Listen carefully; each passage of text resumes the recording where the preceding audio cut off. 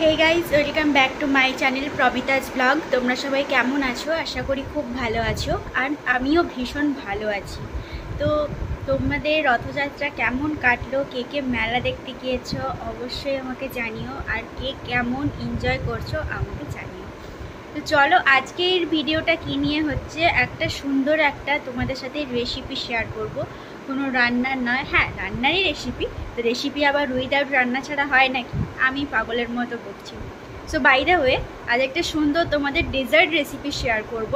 তো বড় থেকে একদম বাচ্চা, মানে বাচ্চা থেকে পুরো বয়স্ক পর্যন্ত দারুণ খেতে লাগবে, ভীষণ ইয়াম্মি একটা রেসিপি। তো যাদের একদম নানা রকমের মিষ্টি খেয়ে খেয়ে, বাইরের মিষ্টি খেয়ে খেয়ে যাদের একদম মুখে একদম তেতো হয়ে গেছে, মিষ্টি খেয়ে তেতো হয়ে গেছে মুখ, তো সেটা তাদেরই জন্য। তো এই রেসিপিটা তোমরা ডেফিনেটলি একবার হলেও বাড়িতে ট্রাই করো। তো আর বেশি কথা বলবো না, ঝটপট গিয়ে দেখে নাও।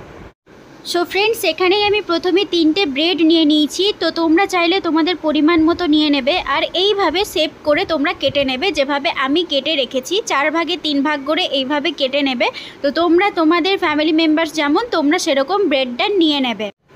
দেন সুন্দর একটা কড়াই অল্প গরম করে এর মধ্যে বাটার দিয়ে দেবে প্রায় অনেকটাই। এখানে কোনো তেল ইউজ করবে না, তেল ইউজ করলে এর টেস্টটা কিন্তু একদম বাজে হয়ে যাবে, অনলি বাটার ইউজ করবে। তো বাটারটাকে এখানে ভালো করে গলিয়ে নেবে, গলানোর পরে একটা একটা করে ভালো করে সুন্দর করে কিন্তু এটাকে ফ্রাই করে নেবে। যতক্ষণ না গোল্ডেন ব্রাউন হচ্ছে ততক্ষণ কিন্তু এটা ভালো করে ফ্রাই করে নেবে। উইদাউট ফ্রাই ছাড়া কিন্তু সেই টেস্ট কিন্তু আসবে না এটার। এইভাবেই তোমাদের করতে হবে, যেভাবে আমি করে রেখেছি দেখতে পাচ্ছ। নেক্সট তোমাদের একটা ফ্যাট মিল্ক নিয়ে নিতে হবে, এরপর কনডেন্স মিল্ক পাউডারটাও নিয়ে নিতে হবে। তো এরপরে আমি কিন্তু ওই মিল্কটাকে ভালো করে ফুটিয়ে ফুটিয়ে একটা সর যেভাবে আকৃতিতে চলে আসে ওরকম করে নিয়েছি। এদিকে কনডেন্স মিল্কে অল্প করে একটু গরম দুধ দিয়ে ভালো করে কিন্তু মিলিয়ে নিয়েছি। কনডেন্স মিল্ক আর এমনি নরম মানে গরম যে দুধটা ভালো করে কিন্তু মিলিয়ে নিতে হবে, নাহলে মিল্কটা কিন্তু গোটলা থেকে যাবে। তো এরপরে ওই দুধটাকে কিন্তু ভালো করে ফোটাতে হবে, আর এর মধ্যে আমি ওই কনডেন্সড মিল্কটাও দিয়ে দিয়েছি যাতে দুধটার ঘনত্বটা প্রচুর মোটা হয়। তো মোটা হওয়ার পরে এটা কিন্তু দুধে দিতে হবে।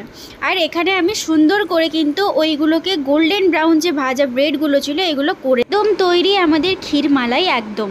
ফ্রেন্ডস, এই রেসিপিটা তোমাদের কেমন লাগলো আমাকে ফার্স্ট অফ অল বলো, বিকজ এই রেসিপিটা বাচ্চাদের একটা খুব ইয়াম্মি একটা খাবার, যেটা মানে সব বাচ্চারাই খেতে ভালোবাসে।